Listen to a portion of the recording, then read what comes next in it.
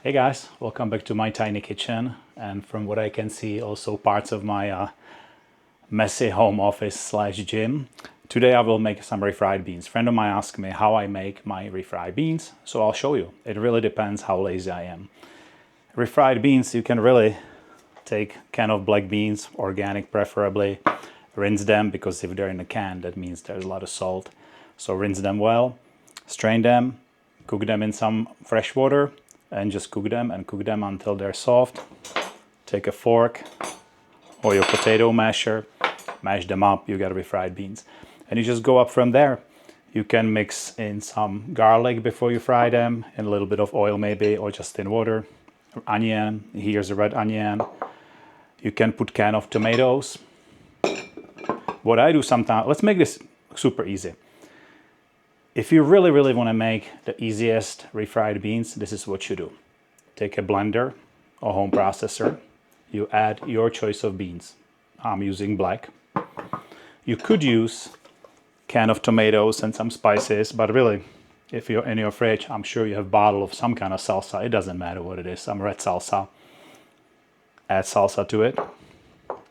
Onion, I got a red. Garlic, you could squeeze fresh garlic, or you can just use the cheater Costco garlic in a bottle. Put all of this in a blender, or use immersion blender. Blend it to however chunky you want it. Maybe you want a little bit of pieces of beans and a little bit of pieces of onion. Then leave it at that. Or you can actually blend them completely into a puree.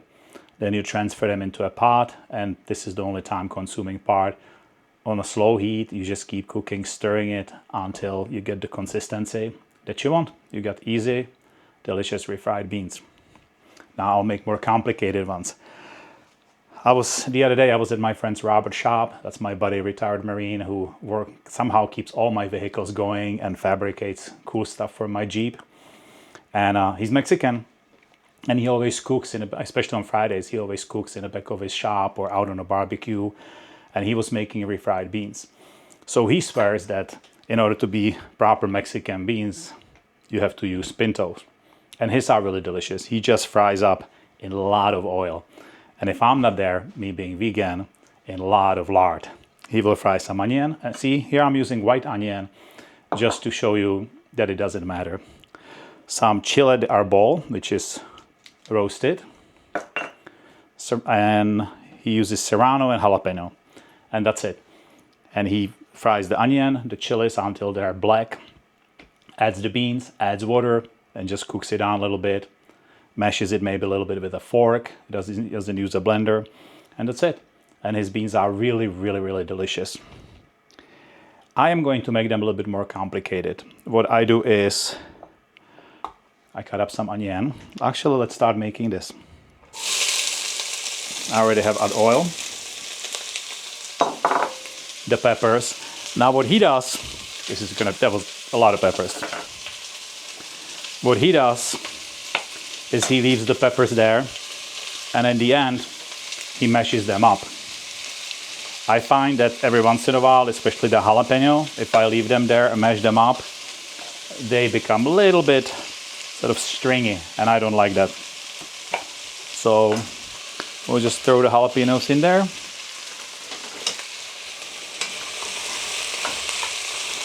And we'll saute it for a while until the jalapenos are a little blackened, not burned, but.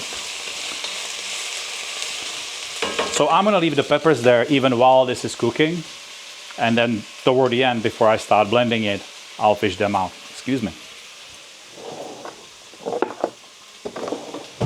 He doesn't use any spices. I like to put a little bit of cumin that I'm actually going to put in here, so the flavor kind of opens up when I'm ready, before I add the water, before I add the beans. I'm going to add 2 cans of tomato. So onion, different kinds of pepper, 2 cans of tomatoes. This stuff's awesome, not sponsored. El Pato hot tomato sauce. This is actually completely non-processed food. It's just water, tomato puree, water, chili, salt, well, there's salt, there's that. Onion, garlic, and spices. That's it. No natural flavors, and definitely not any kind of chemicals. I like it so much, I put it in an all mustard bottle and use it sometimes as a hot sauce. So a little bit of that. I have these other peppers in, I forgot what the sauce is called, so I can't help you.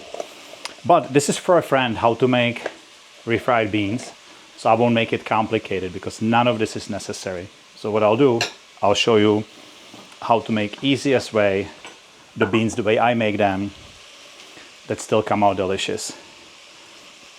There is no such a thing as a perfect recipe. Everybody makes their own, right?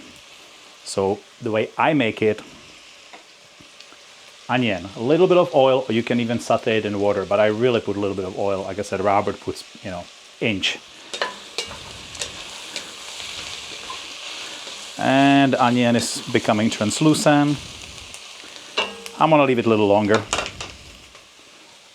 I'll add just a pinch. And then usually my hand drops and it's way more than a pinch. And teaspoon maybe? Let's talk about beans. I generally use dry beans, and I soak them overnight and then I cook them. But for this, we are making this easy so anybody can make it. I bought this huge can, was it a gallon size can of pinto beans. I rinse them very well because, again, salt. So you don't have to, if you use dry beans, you could probably add a pinch of salt toward the end of cooking, by the way. I just really don't cook with salt. It's very rare. I use it maybe sometimes on a cucumber, on tomato, just as a little snack. But I don't generally use salt in cooking. I use soy sauce, miso. But in this case, there's no matter how much you rinse it, 50% of the salt will remain. So I put the beans in there. I put the tomato in there. I top it with water and I let it cook. I don't mind the beans being overcooked because we're gonna mash them. In fact, I can leave them cooking for an hour, even though they're already cooked. I'll leave them cook for an hour, whatever, until they're falling apart. Then I'll fish out those peppers. I'll take my immersion blender and I'll blend 50-75%. So I still have some chunks of beans. I like a little bit in my refried beans. And that's it. That's how I make refried beans. Now sometimes I make both, because if you make the ones that are completely blended, you can spread them on the tortilla using the black beans. And then you can use these, just make some Spanish rice, this on top. Here's another secret. Don't overdo it. Because I used to get, that's my problem. I always try to make it more complicated than I need to. And I would start making refried beans and end up with chili. I would put so many ingredients in it to make it better that it became all different dish. This should really, really be simple. And it will be. So don't overthink it. This is few basic ingredients. Cook it, blend it as much as you want. So basically I'm done. I'm gonna add the beans, water, the garlic.